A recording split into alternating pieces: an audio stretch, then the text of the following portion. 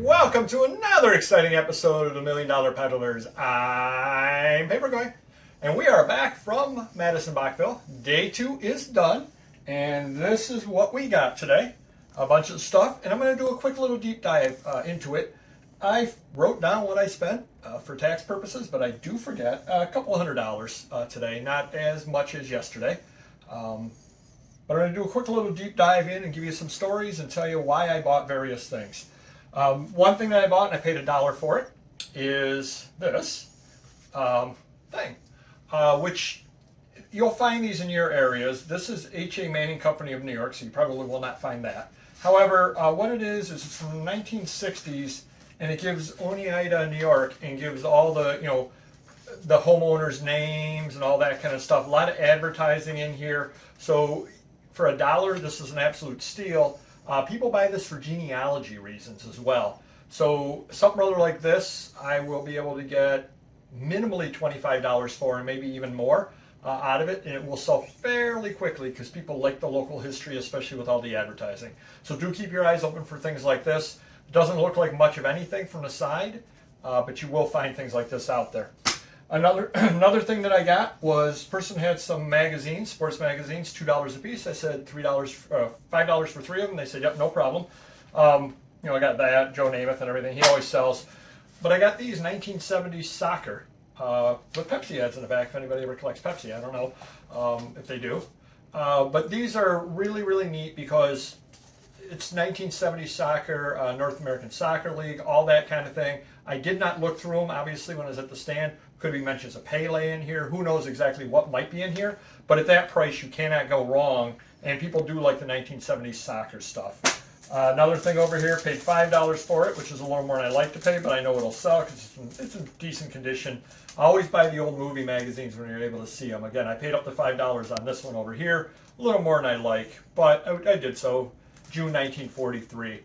Will sell $25, $30, $40, something like that for that. Just depends. Again, I don't know who was inside of it. It's got Betty Grable on the cover. A couple of other neat little things. $5 for the 2 of these. And this one was interesting because the guy had high prices on other stuff. And I said, let me ask him anyway. I said, how much for the fish catalogs? He walks over. He goes, how about $5 for the pair? I said, yeah, I can do that. But people do collect these kind of things, line, steel rods, casting rods, etc. Lots of pictures inside. For $2.50, you cannot go wrong on that. A few other things about this pile of stuff over here, but I did want to point out these are Time magazines, but these are what they call the Pony edition. So when you see a smaller size Time magazine, the print run is a lot lower on them, and it was during the wartime years. So you'll be able to find things like this out there. People sell them cheap. You don't have to do so. They're not easy to find by any means whatsoever. So kind of ignore the pricing, put your price on it, and wait, and you'll do okay on it. A person had a bunch of magazines at $1 a piece, and I ended up giving my business card to them because it turns out they're just down the road in Syracuse. And I said, give me a call with wholesale stuff.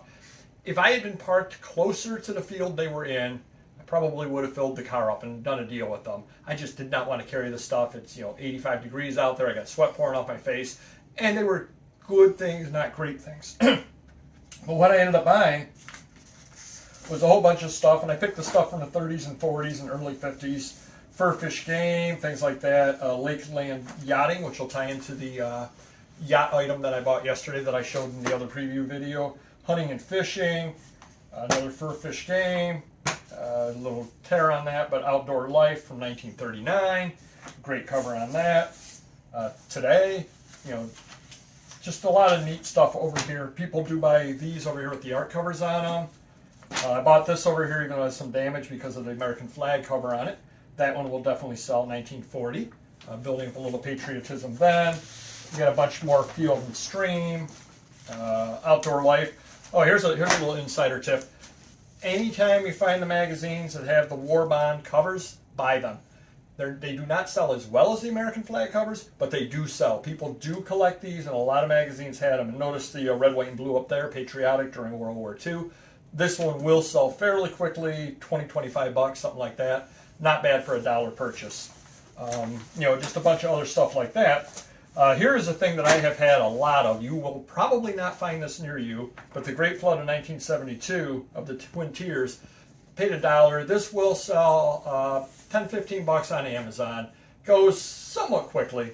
So if you find books like this, I hope your area never had a tragedy, but had they had a tragedy and they did this kind of a book about it, do pick them up. People do buy them in the area. People like to look back and say, oh my gosh, that's what Main Street looked like? I can't believe it. Again, that does sell. However, from this person with $1 a piece, I'm going to show you the item that I got. Now that is, I've not looked it up, but I guarantee you that's a $60 to $75 cover, or it's a full magazine, but that's $60 to $75 by itself. It's a Lewin Decker. People do collect Lewin Decker. And it's also got the jack-o'-lantern cover, Halloween style. Again, without looking it up, as soon as I saw it, I grabbed it and stuck it in the middle of my pile. Not that they care, they want to sell the stuff, but I didn't want to bring it up to them and have them look through and go, this isn't supposed to be in there, but they didn't have any high-priced magazines, so they just wanted everything gone. But this, oddly enough, this was the only Saturday Evening Post in there. So I don't know how, I was there on the 5th day of the show. I don't know how 5 days worth of people walked through and nobody collects Halloween. I don't understand it, but I'm quite happy and want to thank everybody that did not buy that. A couple of other things over here. I got this over here. I've never actually seen one of these before, a fireworks catalog. That should go fairly well, I think. I mean, I've never seen it in all these years that I've had stuff. Do not know the year off the top of my head. It is pre-zip code, so that puts it probably late 50s, early 60s. So that could be really, really good. And this was sitting in there like this, and I turned it over, and I'm staying alive, ooh, ooh, ooh, ooh. And hopefully that does not get me a ding because of my beautiful rendition for copyright violation. Right when I started, first table I went to had packing material, had newspapers, and I start looking through and I said, how much are the newspapers? And the guy goes, $1 a piece. Take the whole pile for $5.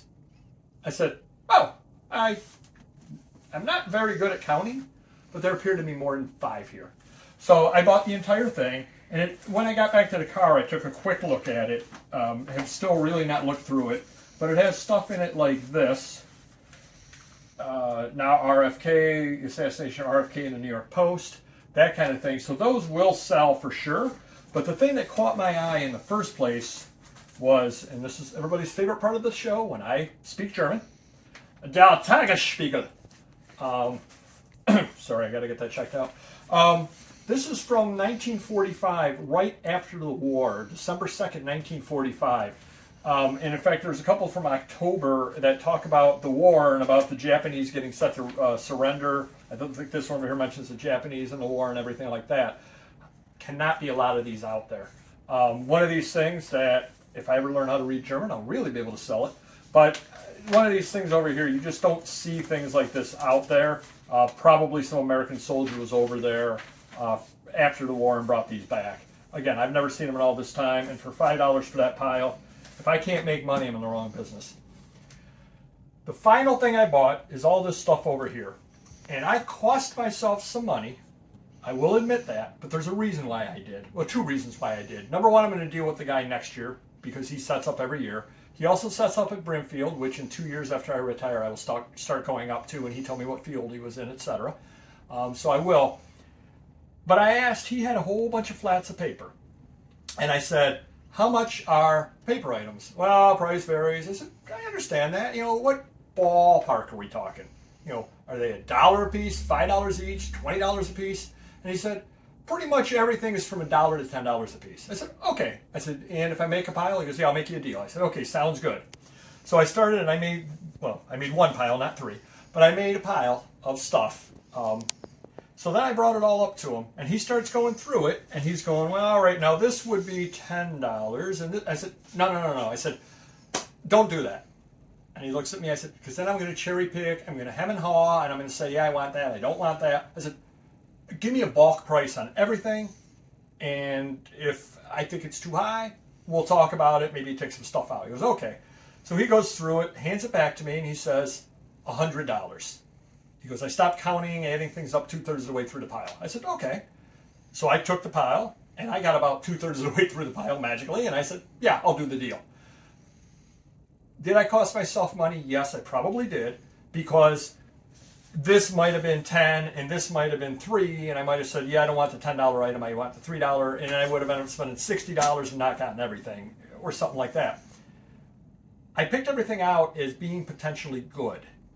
I don't know a lot about some of it. This way, I know I'm going to make money no matter what, but it will also expand my horizons where I'm into some stuff that I otherwise would have passed by.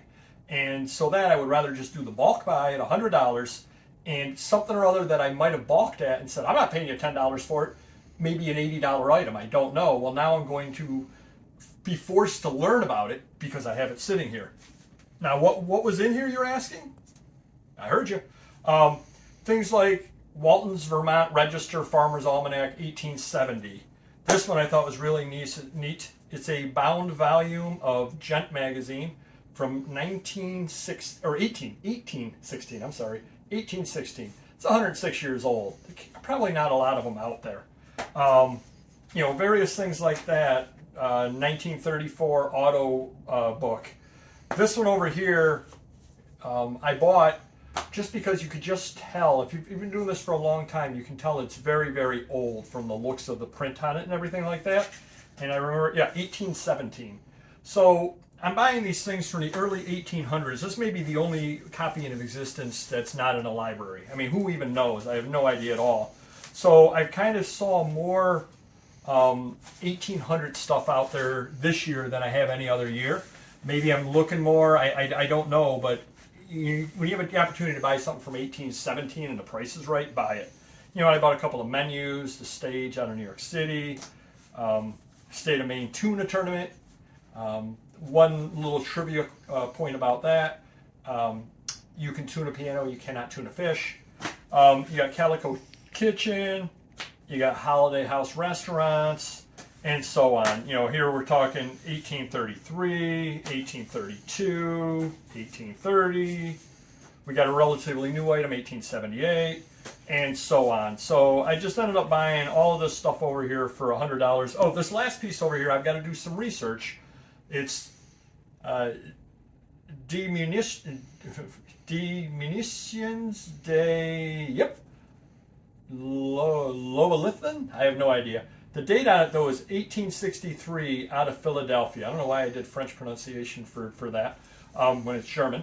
But it's dated 1863, and they're talking about something or other here about March 11th, 1863, etc. This very well could be German language talk about the Civil War.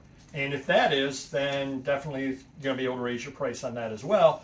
And that's the kind of thing he might have looked at and said $10, and I may have said no. That's why I would rather get the whole pile for $100 and then figure things out later. So hopefully that helps you a little bit, explains why I bought the various things I bought, gives you a little bit of hope, because again, I was out the 5th day of the show and I found this kind of stuff. And again, this is absolutely unbelievable to find the 5th day for $1. I don't know how that possibly happened, but it did. So we got a lot of really, really good things up there. I got a lot of work ahead of me, a lot of research to do.